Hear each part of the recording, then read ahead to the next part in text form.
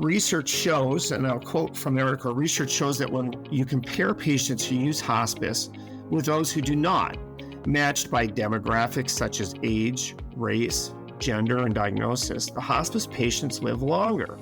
And they said something that I think is very, very true, and those of us who work in the industry wish more people understood. It might be the hospice care itself that helps a patient's condition stabilize, eventually rendering them ineligible to continue receiving care. So all too often, when people do elect for hospice, we expect them to improve. We expect them to oftentimes stabilize. We kind of call it the honeymoon period. Welcome to the With You at Every Step podcast. We address your healthcare questions and help you navigate life's challenges. Our guests share their expertise and real-world advice related to care for older adults, grief and healing, and pregnancy and parenting. EveryStep is a nonprofit healthcare and human services organization offering dozens of programs that are there when people need us most. Learn more about our free and low-cost services at EveryStep.org. Thank you for listening. And here is our host, Polly Carver-Kimm. And welcome to With You at Every Step. We have an important topic we're going to talk about today with Dr. Tom Mosier. He's the Chief Medical Officer for EveryStep. And Dr. Mosier, thank you for being on the show again today. Thanks for having me back. Well, we're going to talk about hospice. And, you know, those of us who are in the realm of hospice care, obviously I'm not personally, but I talk with professionals like yourself who do hospice care. It's not unusual to me to hear that people can be in hospice for 6 months or 12 months or less than 6 months. But there was a recent newspaper article that came out in response to Roslyn Carter passing away very shortly after entering hospice care. But her husband, former President Jimmy Carter, has been in hospice care for quite some time. I think it's over a year now. So we wanted to talk about how long is somebody in hospice? And I guess the simple answer, Dr. Mosier, is it depends on the individual. Absolutely. Sadly, looking at just statistics and demographics from hospice use, the average Medicare beneficiary who elects hospice is on hospice a very short time. But paradoxically, that actually doesn't have anything to do with the hospice. In fact, data continues to show that people who elect hospice often live longer than those who choose not to. And so the trend tends to be that people wait too long to elect hospice because they're afraid of hospice, because they have a perception that possibly it will shorten their time or they're giving something up. So I guess I'm wondering if you're not in hospice care and you have a life-limiting disease, let's say you have cancer, and you know that your life is going to end, why would you elect not to be in hospice care? What is it that people are afraid of? I think there's a lot of misperceptions about hospice, and some of the biggest things that we see is that people think they are electing to stop medical care or to leave modern medicine, and actually there is nothing more untrue about that. Hospice care is the continuation of aggressive, evidence-based medical care. It's care, however, that's focused on the patient's goals of living better, having better symptom control, having better quality of life, rather than care focused on trying to extend life with aggressive means that oftentimes do lead to a higher degree of burden or even suffering for the patient due to the risks that come with some of those aggressive treatments. Oftentimes, as one becomes more sickly, they are also more vulnerable. And so those treatments that might help them oftentimes render more harm than help. I often say just because something might help you doesn't mean it will. And just because you can do something, therefore, doesn't mean you should. There are definitely many times and places in medical care to not take that risky pathway of another dose of chemotherapy or another aggressive round of treatment that could potentially lead to side effects or higher burdens of suffering and ultimately not accomplish that goal, which is most hoped for. So let's say then you do, or you and your family, of course, there's a lot of consultation. You consult with the hospice care team and your own primary care physician. The decision is made. I want to start receiving hospice care. And then you go on to live longer than they may have anticipated. How does that come about? Yeah, ultimately, one of the things that we know from time of hospice is that ultimately the average patient lives longer than what a disease age-matched patient may live if they're not in hospice. In fact, it was really interesting because an article came out recently comparing and contrasting Roslyn and Jimmy Carter. They, in essence, are two different paradigms that we see. Jimmy Carter has been on hospice, I believe, for over a year now. And his wife, Roslyn, recently went into hospice and lived a very short time. And it brought a big discussion out and forward about hospice care. And what they cited in the article, I believe it was the New York Times, or no, USA Today, that put that article out, is that ultimately research shows, and I'll quote from the article, research shows that when you compare patients who use hospice with those who do not, matched by demographics such as age, race, gender, and diagnosis, the hospice patients live longer. And they said something that I think is very, very true. And those of us who work in the industry wish more people understood. It might be the hospice care itself that helps a patient's condition stabilize, eventually rendering them ineligible to continue receiving care. So all too often, when people do elect for hospice, we expect them to improve. We expect them to oftentimes stabilize. We kind of call it the honeymoon period. Ultimately, when people don't have well-controlled symptoms, when they are not getting good sleep, when they are not in their home, when they are in a hospital setting where they're at high risk for side effects to aggressive therapies and or encountering some of the superbugs that we see in bacteria and viruses that are in those hospitals, when they are juxtapositioned to a patient who is very sickly, they run high risks of increased health complications and problems. And so ultimately, when they come on hospice and they are then in their home and they are better controlled and they are getting better sleep and they're feeling more desire to eat and drink, and when they are living well, they oftentimes, we see kind of a stabilization period or a settling of that disease state. And so it is not uncommon to see somebody stabilize to the point where after they've been on hospice for a period of time, 6 months or more, we begin to think, maybe they are not as close to end of life as we thought. And so sometimes we have to go through the hard decision of re-looking at if they remain eligible. And sometimes we do need to then discharge somebody for stability, because ultimately, to continue on the benefit, I, as the medical director, need to feel that somebody most likely is in their last 6 months of life if the disease continues to follow the course I expect. And so it is very common to see patients come onto hospice when they come on early, get all of the benefit to the point that they even eventually may be discharged for stability.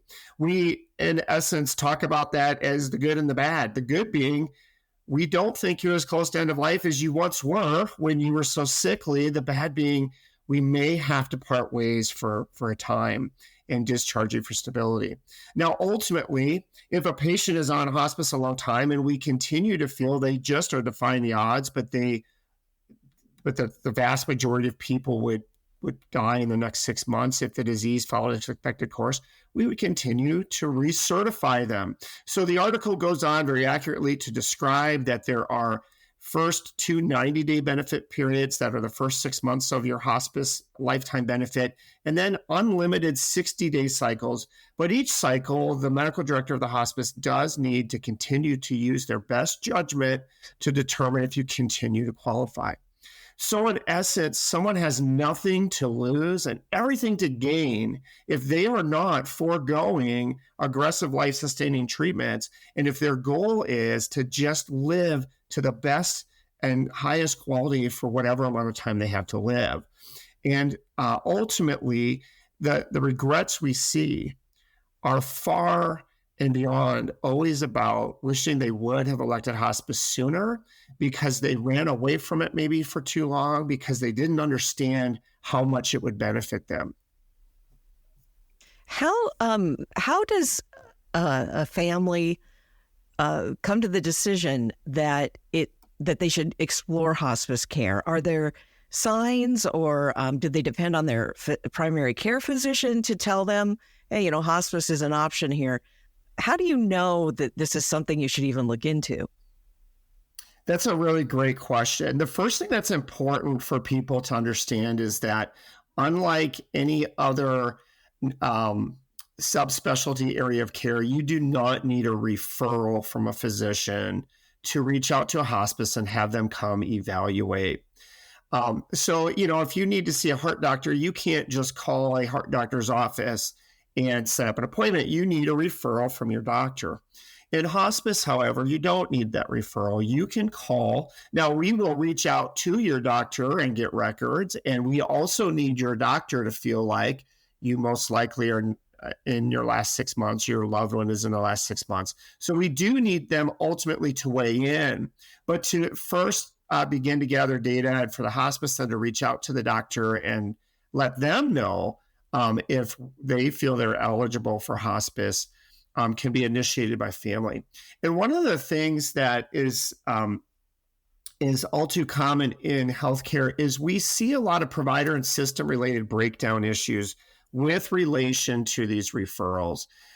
There's a lot of fragmentation in care unintentionally, but it's not uncommon for patients to get very lost to follow up to their primary doc, particularly when they're sickly and they can't really make it into clinic. So ultimately, they may end up going from the hospital to a post-acute rehab situation in a nursing home or somewhere else, ultimately then back through the ER, through the hospital multiple times, and their provider can lose track of what's going on with them and wouldn't even know to talk to them about hospice.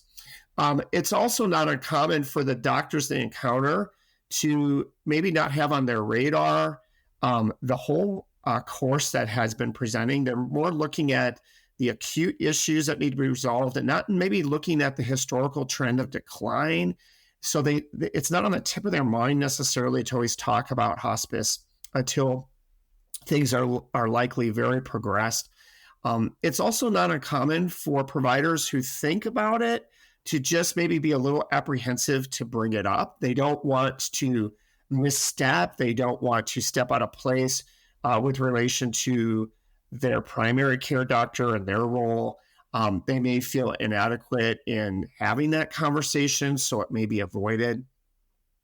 And so ultimately, it's very common that somebody can be very sickly, very appropriate for hospice for a long time, have been in and out of the hospital with a progressive decline and an increasing burden of suffering and illness. And nobody along the way has ever stopped to talk to them about what's most important to them in their care in the context of what's going on or what they expect going forward. And so when those conversations finally happen, what we often hear is, why did somebody not ever talk to me about this sooner? I wish I would have known. I have regrets. I wouldn't have done things that I did had I known the medical facts and what you all as my care team expected long ago. That prompts me to ask, what if your loved one is, advanced age, let's say, possibly receiving care in a nursing facility, and they don't have, an active disease, but they are diminished capacity, unable to care for themselves, sickly, perhaps recurrent UTIs or something like that. And the family is wondering, is there something different we should be doing? What would you respond to that as family members who look at their declining parent, let's say, and I wonder if this is a case for hospice? Yeah, I would always encourage that the family reaches out to a hospice to have a referral nurse come out, gather information, assess their loved one, and pass that information then to the hospice physician. Because ultimately, many times there is something there based on that physician's expertise and training that would potentially qualify them for hospice. If in the case, however, there isn't quite enough decline or information, that physician then can guide the family as to the kinds of things that would indicate the patient is appropriate. So there are some guidelines that Medicare puts out to help guide physicians in those decisions. And we also have a litany of experience as those of us who work in the hospice industry of being able to recognize the signs and symptoms and decline that typically comes when somebody is near end of life. So we can often then stay close to that family, continue to check in. We can give them guidance if they don't qualify for hospice on other services that may meet the needs, even though they don't qualify for hospice. So there's a lot that can still happen, a lot of information and oversight and coordination and direction that can still happen by simply making a call to the hospice for an evaluation. This is sort of a crass question, but it might be one someone's thinking of if they're listening to us today. Let's say they're going to make that call to EveryStep just to find out, to get that consultation. Is there a cost associated with that? Do they need to start thinking about pulling out their insurance card, or how does the cost of all that work? Yeah, it often does seem uncomfortable to talk about money in healthcare, but let's face it, it's often one of the biggest challenges and barriers. In fact, one of the things that people often find out way too late is that options and solutions to challenging gaps are typically bridged when somebody comes on hospice. And many times that gap is the ability to afford their care, the ability to afford their medical equipment, or the ability to get medical equipment at all when they're not on hospice, the ability to afford their medications, the costs associated with their medications, and the co-pays associated with their medications, the ability to have caregivers in the home at private duty. Our home care benefit will meet the needs of some, but typically the goal of home care is to rehabilitate somebody to the point that they can be discharged and live better without home care. And so ultimately, when somebody has continued decline and is not going to be able to be rehabilitated realistically, they typically don't qualify for home care. So oftentimes that puts a family in a situation where they can't afford caregivers to come in the home and help. They can't afford to pay private duty nursing at $40 to $50 an hour, or private duty nurses' aides at $20 to $30 an hour. And so cost is a real issue. It's a real barrier.